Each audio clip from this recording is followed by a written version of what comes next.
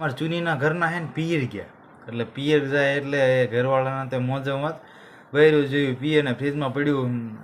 પાણી પિયર ગયા ને ઘરના તો એને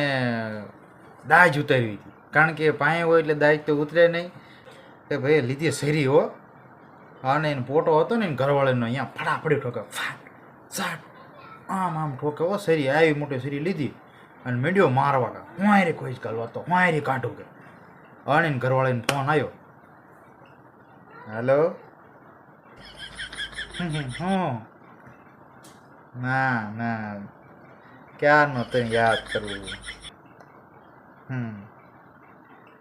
તું ગઈ પછી ભલા મને બધું ઠીક હવે રાય ગમતું જ નથી પણ શું કરવું ત્યાં કઈ અવાય નહીં ઘડીએ વળીએ ઠંડા લાગી ક્યારે આવે નહીં હવે હા તો હબ આવતી રહી હું તને